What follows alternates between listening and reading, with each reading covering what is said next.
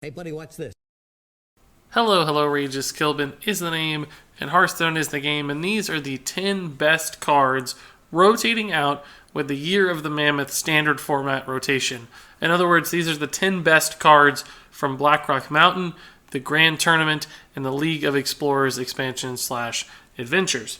If you're someone who likes to dust all of the cards that rotate out because you only want to play standard format, these are the 10 cards you might want to think about keeping if you ever plan to play Wild, simply because these are the best of the best, and they're still going to be the kinds of cards that are going to have a big impact in Wild for a long time to come.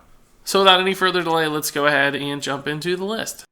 Starting off with number 10, I almost can't believe this is number 10 because it's such a good card, which should tell you just how high quality the rest of this list is going to be as well.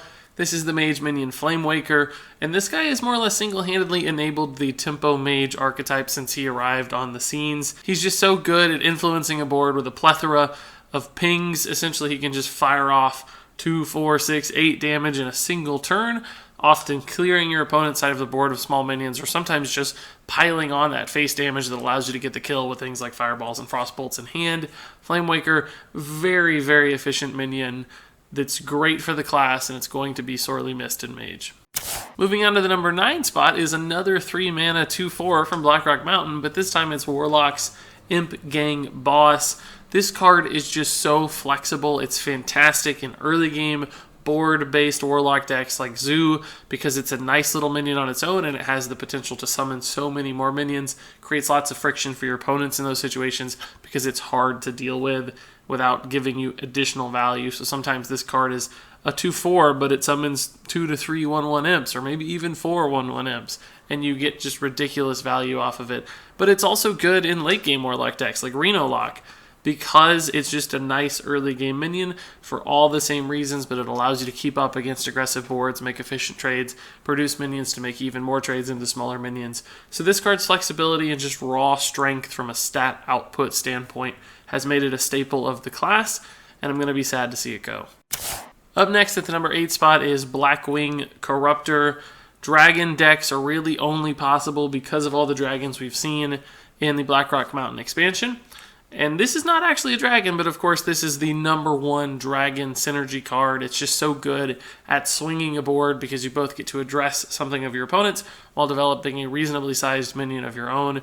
And that has made Blackwing Corruptor a vital piece of virtually every dragon deck ever, of which there have certainly been a few that are popular and prominent in the meta. So Blackwing Corruptor, since it is arguably to me the best of the dragon cards and enables that entire archetype, this is a fantastic card on its own, and without it, and without some of the dragons, of course, we're losing too, it's going to be awfully difficult to make dragon decks successful. For my number 7 spot, I'm selecting Tomb Pillager from Rogues. I've really never seen a card that fit its class better than Tomb Pillager, because Tomb Pillager is a perfect big-bodied 4-drop, which is aggressively statted, which is good for rogues who need to develop some mid-range minions. But it also gives you a coin when it dies, which is fantastic for rogues because coins both make it easier to set up combo plays, but of course also bounce off of Gadgets and Auctioneers for the ridiculous Miracle Rogue style of play. But then this is also a Death Rattle minion that actually synergizes with the Death Rattle Rogue, which isn't exactly a popular archetype of the class, but still a deck that is played, and with things like Unearthed Raptor, that's been experimented with a lot, and the Zoth Rogues and Jade Death Rattle Rogues and all that fun stuff. So Tomb Pillager fits both the competitive aspect of Rogue with Miracle Rogue, which has been around forever, but it also enables some of the wackier, more experimental styles of play in Rogue. So really the perfect minion for its class, and I've never seen anything quite like that. So it almost doesn't matter what kind of rogue deck you're building. Tomb Pillager is probably going to fit in there quite nicely, and that's why this card is on this list. Up next at the number 6 spot is Druid's Living Roots. You don't normally think about 1-drops as being really super influential, vastly important cards, but Living Roots has been exactly that for Druid since its release. This card is just so flexible and versatile that it can fit, again, into so many different kinds of decks, just like our last card on the list. But also it's so cheap that it can make really big impacts in surprisingly large ways, combined with things like Malagos, of course, for big burst damage, but it can also summon pretty substantial early game if you need to trade into some pirates that your opponent has played, for instance. Works really nicely with even smaller spell damage cards like Bloodmage Thanos or Azure Drake. Ultimately, it's just a card that Druid needs in its arsenal because Druid often has a little bit of leftover mana laying around. They don't have great single target removal, so this can help them sort of clean up or ping off a board in many ways that they aren't otherwise able to, particularly like leftover swipe health and things like that. So Living Roots has been great in both ramp-style Druid decks, token-style Druid decks with the multiple minions. It's great in spell-based Druid decks because it's a spell that used to enable Yogg-Saron and those kinds of things. It works nicely with Fandral Staghelm, another key card for the class. So Living Roots is just a great card. It's not overpowered probably, but it just fits the class and what the class is trying to accomplish across a variety of decks so well that Druid is definitely going to miss this one. Moving on to the number 5 spot, it's the Shaman minion Totem Golem. This card is just too good for 2 mana. Now you could say it costs 3 because of the overload, but often that overload is just buffing its little friend, the Tunnel Trog, so that's almost like a 2 mana minion that says, give another minion +1 attack. And in combination with Tunnel Trog, and don't forget about Tunnel Trog, spoiler alert, it's going to be on the list too. This has just been the perfect opening for Shaman ever since Tunnel Trog was released. That 1-2 punch is just too strong, and that has made Shaman a dominant force on the ladder, along with some other really powerful cards too. But these have always been the underlying problem for the class, and Shaman, even to this day, aggro Shaman has made a resurgence on the back of Totem Golem. So this card needs to go, but you can't deny just how strong it's been while it was here.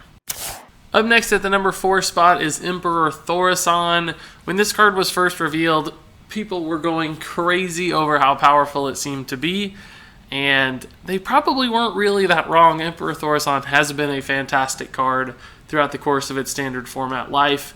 It just enables so many different kinds of things, setting up combos that otherwise wouldn't be possible, often giving you such a valuable mana reduction even if you're not looking for a combo deck.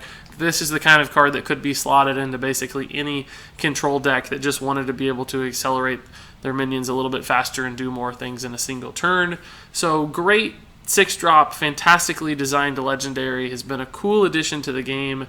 This was undoubtedly the best card from the Black Rock Mountain adventure, and Hearthstone is certainly going to change without it. Moving into the top 3, it's another legendary that has completely changed what is possible in Hearthstone, but this time around it's Brann Bronzebeard from League of Explorers. This little 3-mana guy can set up all kinds of ridiculous plays. You see it most nowadays with Jade-style decks where he doubles the Battlecry summon a Jade Golem and makes minions just way too big. But he can also double heals and double card draws and double virtually anything that's a Battlecry, of course. So Brann Bronzebeard has made a big impact in a variety of different decks. He's the kind of card you can probably just slot into almost any deck and find some way to utilize him really well. And in other decks, he sets up crazy things that shouldn't otherwise be possible. So Brann Bronzebeard, a nice little card. One I'm, again, definitely going to miss. One thing's for sure, the game is going to look a lot different without Brann Bronzebeard around. Up next at the number 2 spot, I already told you this was going to be here. It's Tunnel Trog, Totem Golem's little brother. This is just too good for a 1-drop. It's made Shaman way too powerful. It pumps out too much damage. There's just a lot of things to say about how strong Tunnel Trog has been, but really the ultimate fact of the matter is that this card has made Shaman the number 1 class on the ladder basically since its release or shortly thereafter when people finally figured it out. And that's not good for the game, but it very clearly demonstrates just how powerful this card really is. But if there's one counter to Tunnel Trog, it is my number 1 card, and I think probably the best card of them all.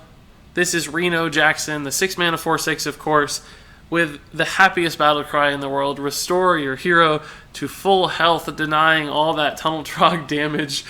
This guy, of course, has completely changed Hearthstone because he created, I would argue, one of the 3 or 4 major archetypes. There's aggro, mid-range, control, and Reno. Now, obviously, Reno is sort of a subset of control, but it's just so pronounced in the meta, and all of the best control decks over the last year or so have really been Reno decks most of the time. that Reno has become sort of the name of the archetype, or its own archetype. And there's really no other cards that do that sort of thing. And I suspect even as Reno rotates out, we'll continue to call those Kazakus-style decks Reno decks, just because that's the name that we know and love. And any card that's had that much influence, that has changed the game so much, and is still played so regularly to this day in basically a third or maybe even half the decks you see on ladder, that card deserves to be on the top of this list. And that's exactly why Reno Jackson is my number one pick. So there you have it. Those are my 10 best cards that'll be rotating out of standard format. Some of them will be dearly missed, and some won't. But I'm curious what you guys have to say. What were your top 10 cards that are going to be rotating out from those 3 expansions? What are you going to miss? What are you happy to see leaving?